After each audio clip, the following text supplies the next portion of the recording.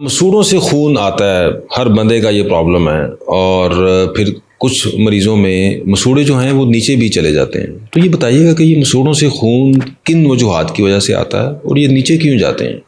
देखिए, जिस तरह हम घर बनाते हैं उसकी बुनियाद रखते हैं, इसी तरीके से जो दांतों की बुनियाद है वो है मसूड़े। मसूड़ों की जब सेहत ठीक होगी तो आपका पूरा दांत का स्ट्रक्चर भी ठीक रहेगा। मैं स्पेशलाइज इसी चीज़ में करती हूँ, इसे कहते हैं पेरिडोंटिक्स। एंड पेरिडोंटिक्स जो है ये स्पेशलिटी है मसूड़ों की। मसूड़ों की सेहत से रिलेवेंट ये है कि जब आप मसूड़ों की सफाई सही से नहीं करेंगे तो उसमें सोजिश हो जाएगी।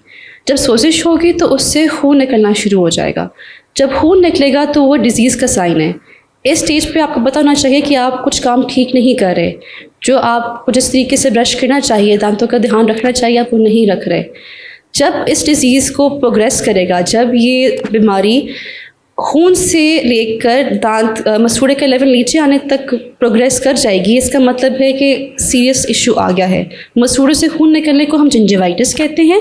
और जब ये मसूड़ा छोड़ देता है अपने आप को, दांत के लेवल भी नीचे चला जाता है, आपको लगता है कि दांत लंबा नज़र आ रहा है, that is a sign of periodontitis. वजूहात क्या होती हैं स्पेशली, यानी कि मसूड़ों से खून क्यों आता है? मसूड़ों से खून इसलिए आता है कि सबसे बेसिक चीज़ है टाटर, जिसको हम कहते हैं प्लाक साइंटिफिक टर्म में। जब आप दांतों की सफाई सही से नहीं करेंगे, उसमें नागा आएगा तो थोड़ा थोड़ा करके मैल जमा होता है, उस मैल को टाटर कहते हैं। जब टाटर जमा होता है तो उसमें आते हैं बैक्टीरिया। हर तरह के बैक्टीरिया मौजूद होते हैं और वो सोजिश क्रिएट करते हैं मसूड़ों के लेवल पे। जब सोजिश होगी, जैसे हम लो ग्रेड इन्फेक्शन आप समझ लें, एक तरह की इन्फेक्शन ही हो रही है, तो फिर बॉडी रिएक्ट करेगी, मसूड़ा रिएक्ट करेगा, मसूड़े में से खून निकलेगा। मैम, हम इसमें एहतियात क्या कर सकते हैं कि हमारे मसूड़े जो हैं वो सेहतमंद रहें? जो सबसे बेसिक चीज़ है जो आप घर पे कर सकते हैं वो ये है कि आप कम से कम दिन में 2 दफ़ा ब्रश करें। जितना आप अपने टाटर को मुंह से अच्छे तरीके से निकालेंगे ब्रश करके, उतना आप इस बीमारी को प्रिवेंट कर सकते हैं।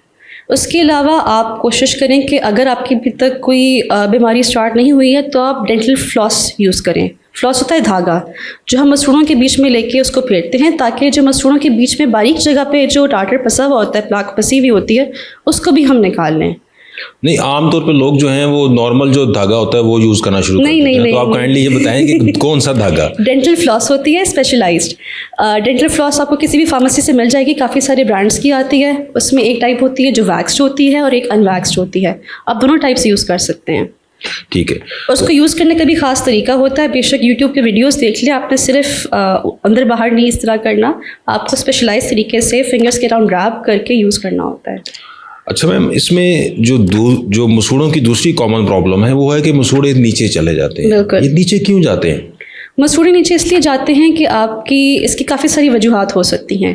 एक सबसे प्राइमरी वजह तो ये है कि आपके जो प्लाक और टाटर है उसकी वजह से सोजिश हो गई है। जब सोजिश होती है तो एज अ रिज़ल्ट मसूड़ा जो दांत को सपोर्ट कर रहा है वो सपोर्ट छोड़ देता है। वो सपोर्ट छोड़ देता है तो मसूड़े का लेवल नीचे आ जाता है। इसके अलावा कुछ लोगों के दांत आगे पीछे होते हैं।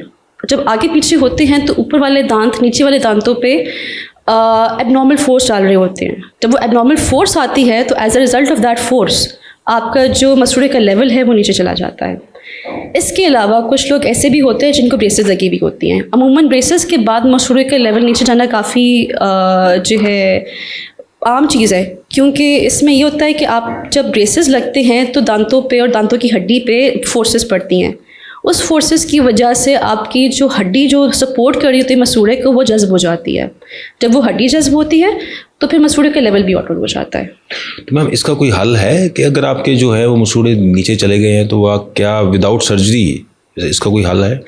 विदाउट सर्जरी मुश्किल होता है। कुछ लोगों में जिस तरह जिनकी कॉज प्लाक और टाटर है, जिसकी वजह से मसूड़े का लेवल नीचे चला गया है, उसमें कुछ हद तक अमूमन हम एक्सपेक्ट कर सकते हैं कि आपकी बेहतरी आएगी।